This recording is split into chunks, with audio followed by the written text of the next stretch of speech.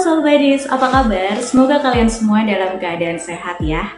Saya Benedikta Triksi, saya senang banget karena hari ini saya bakalan share lagi tentang sesuatu yang semoga memang berguna juga nih buat Soul Buddies. Dan tentunya hal ini menyenangkan. Jadi di video ini saya akan membahas tentang self-love. Aku akan membagi video ini dalam beberapa bagian Soul Buddies. Yang pertama, aku akan menjelaskan tentang apa itu yang dimaksud dengan self-love dan kenapa sih kita perlu self-love. Lalu yang kedua, aku juga akan menjelaskan bedanya self-love sama self-healing. Nah, lalu yang ketiga, aku akan menjelaskan manfaat melakukan self-love. Lalu di yang terakhir, itu aku akan menjelaskan 5 contoh self-love yang bisa Soul Buddies lakukan sehari-hari. Jadi tentunya ini akan menjadi video yang sangat menarik, tonton sampai habis dan jangan lupa di subscribe, jangan lupa di like, jangan lupa di komen juga. Share juga ke semua teman-teman kamu yang membutuhkan ya Soul Buddies.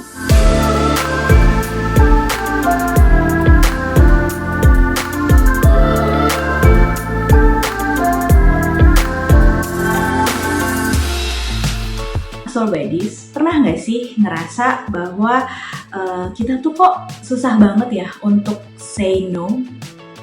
Jadi kayak susah nolak gitu, nggak enakan.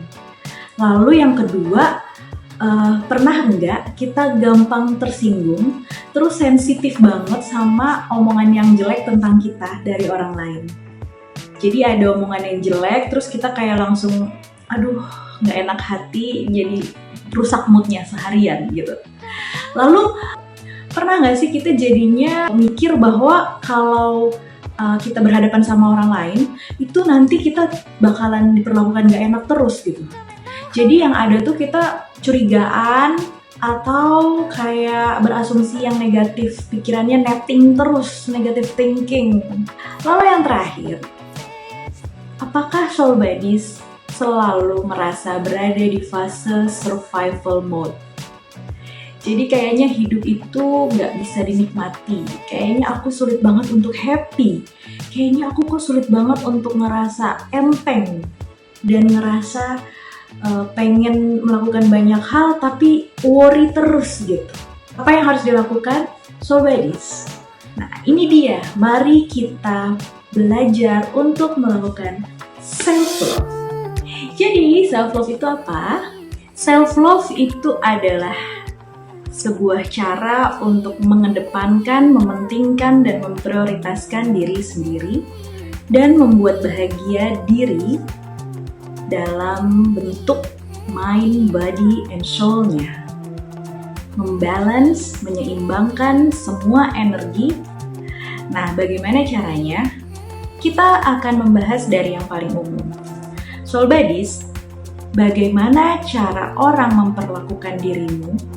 Itu sebenarnya adalah proyeksi bagaimana cara dia memperlakukan dirinya sendiri. Bagaimana dia mencintai dirinya sendiri. Nah, pernah nggak dengar istilah hurt people, heal people, heal people? Jadi, ketika kamu merasa bahwa orang-orang di sekitarmu sering banget nggak enak ngomongnya sama kamu, atau sering banget ngerasa bahwa kok kayaknya aku diperlakukan semena-mena, itu bisa jadi bukan salah kamu Soul Buddies. Karena itu tadi, bagaimana cara orang memperlakukan kamu adalah gambaran dan proyeksi dari bagaimana dia memperlakukan dirinya sendiri. Apakah dia sudah secinta itu terhadap dirinya sendiri? Karena orang yang mencintai dirinya sendiri pasti akan terpancar perlakuannya, kata-katanya kepada orang lain di sekitarnya. Gitu. Berikut aku punya tabel yang menjelaskan bedanya self-love sama self-healing. Sedikit aku jelaskan ya. Jadi self-love itu adalah bagian dari self-healing. Pada fase healing, seseorang itu memilih untuk fight over flight. Jadi yang biasanya kalau kita takut menghadapi permasalahan lalu kita lari dari masalah. Nah, ketika seseorang memilih untuk mau melakukan self healing, Dia sudah memilih untuk fight the problem and not flight. Gitu. Nah, self-love itu menjadi salah satu cara untuk melakukan self-healing itu tadi.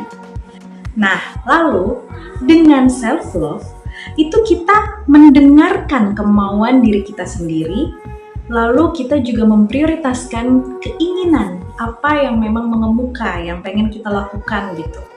Biasanya sih melakukan hal-hal yang menyenangkan. Bedanya dengan self-healing itu membiarkan semua luka-luka mengemuka dengan adanya trigger. Kita sadari bahwa kita punya luka ini dan kita tahu luka-luka ini, trauma-trauma ini memang sudah siap untuk di-healing.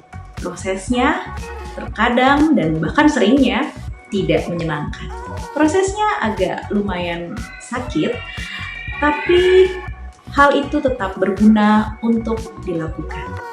Yang ketiga, perasaan yang timbul setelah ada self-love adalah perasaan satisfied, puas gitu. Karena kita sudah mengedepankan diri kita sendiri, kita sudah mendengarkan apa sebenarnya yang diri kita mau dan kita lakukan itu.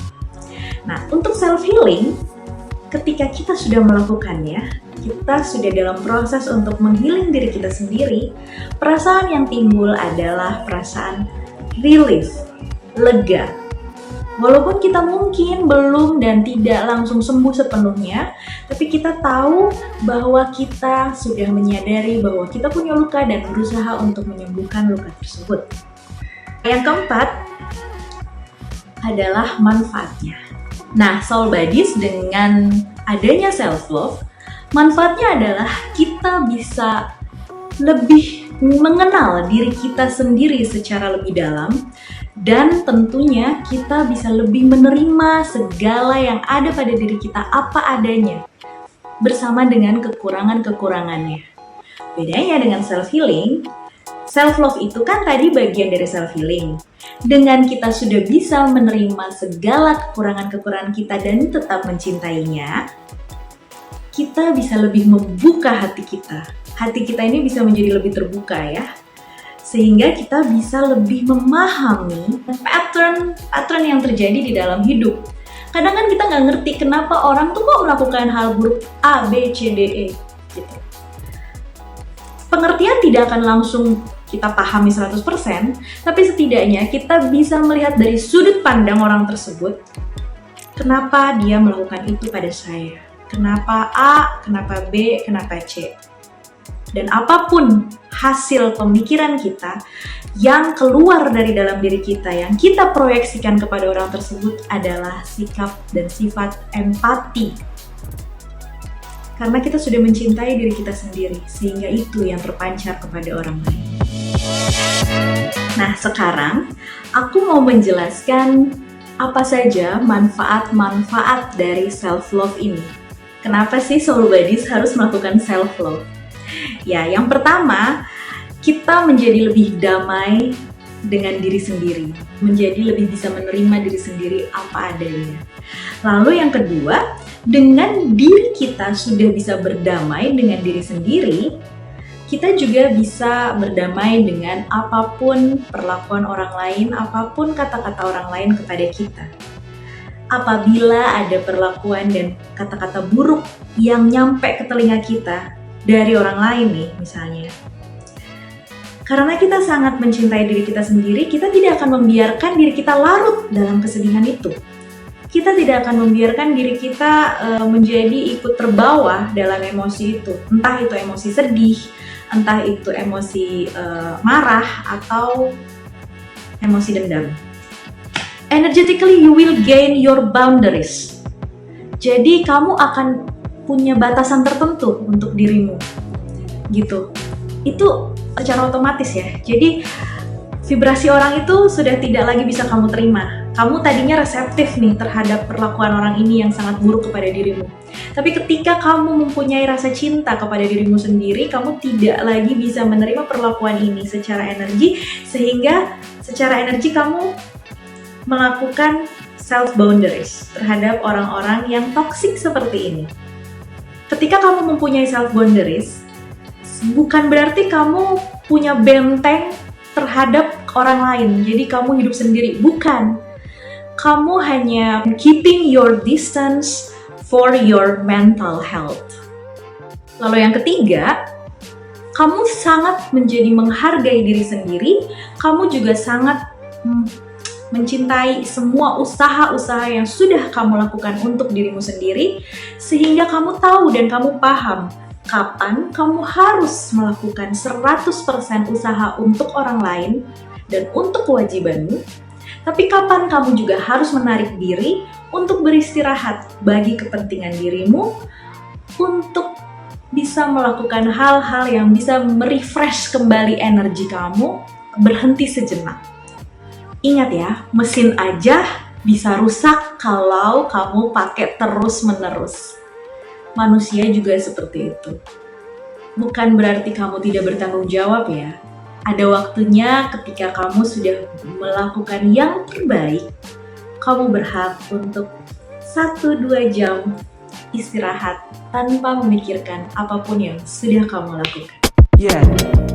Lalu di tahap berikutnya, aku akan menjelaskan 5 cara mudah yang aku contohkan untuk melakukan self-love. Yang pertama, kencan. Kencan, bahasa zaman kapan. Ngedate sama diri sendiri. Tentukan tanggal, tentukan waktu, dan ingat, ketika kamu sudah menentukan tanggal waktunya, jangan kamu batalin cuman karena kamu gak enak kalau ada janjian lagi sama orang lain, atau kamu tiba-tiba diajak untuk melakukan pekerjaan yang lain. Di situ pelajaran self-love-nya. Ketika kamu memang melakukan self-love, konsisten, komit bahwa dirimu yang ini juga punya janji nih. Misalnya, movie night, me time buat diri sendiri, atau memanjakan diri sendiri, mempercantik diri, makeover, decluttering, melakukan hal-hal yang memang kamu tuh happy bersama diri sendiri. Lalu yang kedua, mengambil istilah as above, so below. Self-love itu tentang balancing, tentang keseimbangan antara mind, body, and your soul. Jadi, untuk as above, lakukanlah meditasi self-love. Banyak banget contohnya di YouTube. Silahkan kamu bisa search sendiri dan pilihlah yang paling membuatmu nyaman dan paling membuatmu happy untuk melakukannya. Gak perlu lama-lama, 15 menit juga udah cukup. Untuk so below-nya, bisa untuk melakukan exercise, olahraga guys. Apapun yang kamu suka.